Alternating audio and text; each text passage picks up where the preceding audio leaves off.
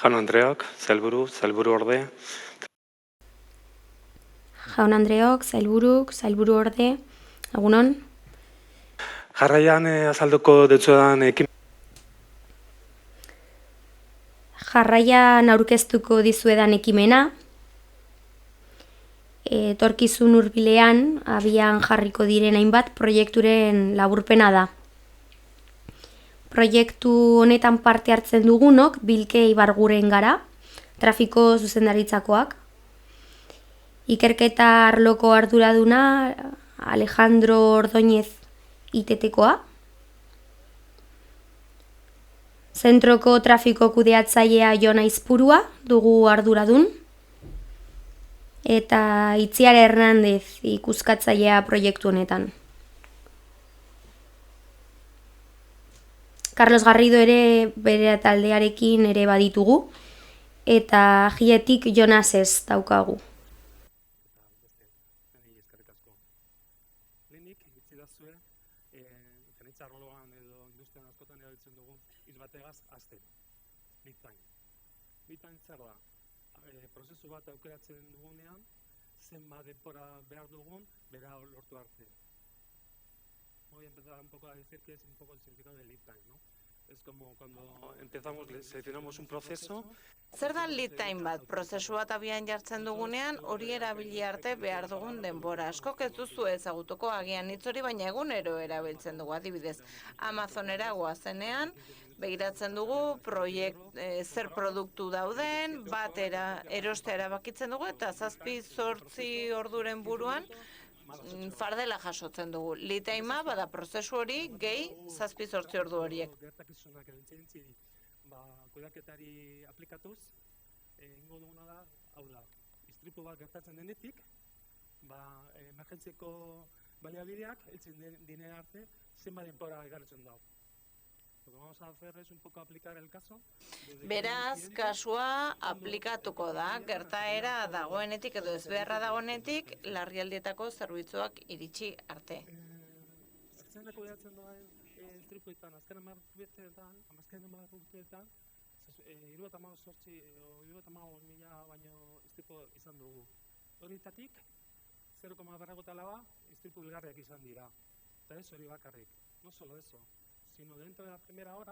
Eta gainera, lehenengo orduan gertatu dira heriotzen 75 horietatik 150 lehenengo 4-10 minuturen artean hil dira. Imaginatuko duzu zergatik, garuneko hausturak, barne hemorragiak, kanpo hemorragiak, beraz, erabakigarria da lead time hori murriztea.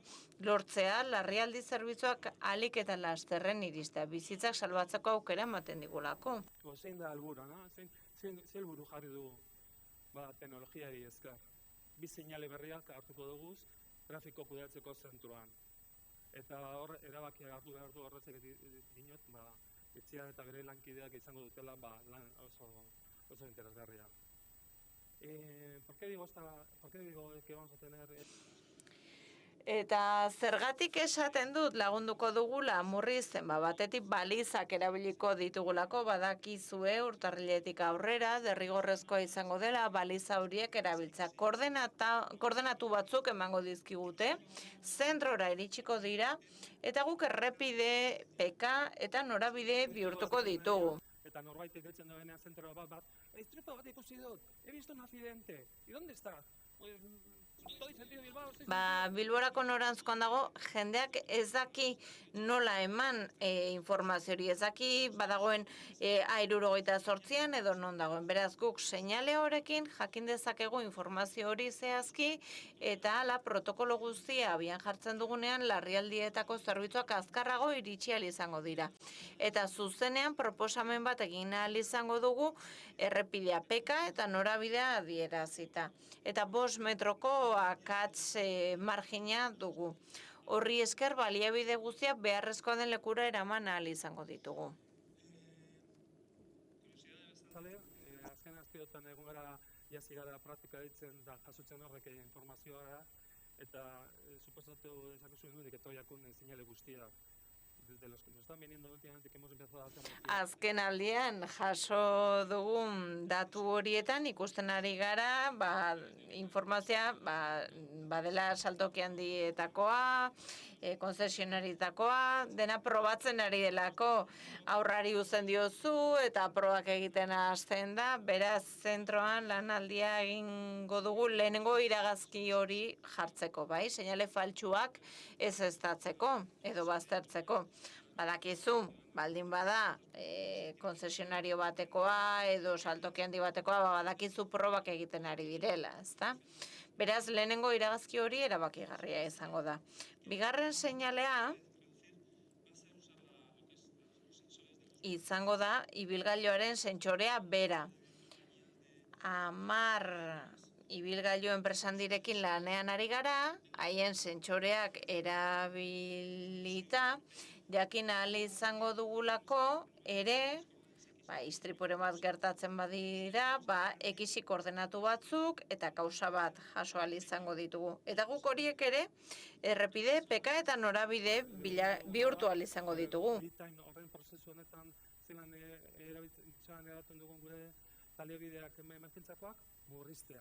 Eta uste dugu, lehen estimazioa da, 3-5 minutu baino gehiago, murriztuko dugula prozesu hau.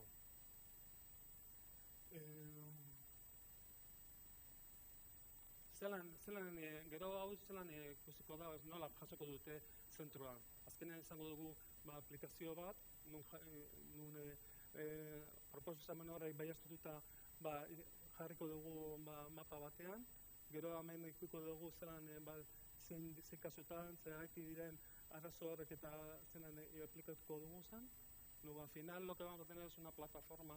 Plataforma bat, aplikazio bat izango dugu, zentroan, eta bertan ikusi ahal izango dira balioztatuta dauden ezbehar guztiak, eta lehen ahaztu zait esatea. Kasu honetan, hainbat egoera egon daitezkela.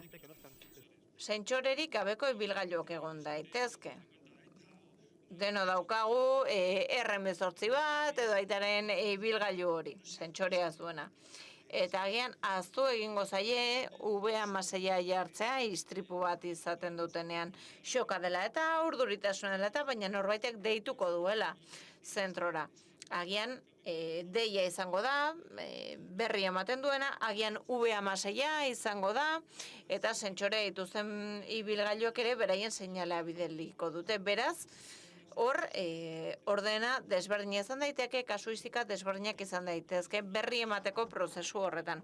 Eta hor ikus dezakezuen mapan, horren irudikapen bat. Sentsoreen bidez berri eman duena, V16aren bidez berri eman duena, deiaren bidez berri eman duena, zentroan informazio hori guztiak kudeatu beharko dugu. Aipatu beharra dago ere, informazio guztia ezbeharren datu base batean egongo dela, Euskadiko ezbehar guztiak zentralizatuta egongo direla eta argitaratu egingo dugula trafikoan, zer ezbehar gertatzen diren, balio batzuk argitaratuko ditugu, Open Dataren bitartez ere, eta informazio hori ere trafiko zuzendaritza nagusiari emango diogu, gaur egun dagoeneko egiten dugu, Datex V3.6 bertsioarekin ari gara lanean, eta hala enpresa, zerbitzu eta erakundek denbora errealeko informazioa behar badute, hori baliatu ahal izango dute. Euskadin, Bizkaia Lab eta Gipuzkoan Living Lab proiektua ditugu, horiek ere informazio hori erabili ahal izango dute. Gainerako informazio iturriekin batera.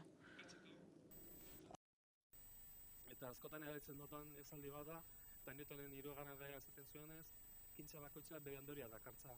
Eta gure kezaiburuak esan duenez, zero bizioa lortzea, hau da, zero istripu hilketak izatea, utopia bat dirudi. Baina esan behar ditzuet, azken aldi honetan badugula referentzio bat. Helsinki hirian, hau da, Finlandian, urtebete dagoia biktima gabe. Beraz, eurek lortu badabe, zergaitik ez? Esker.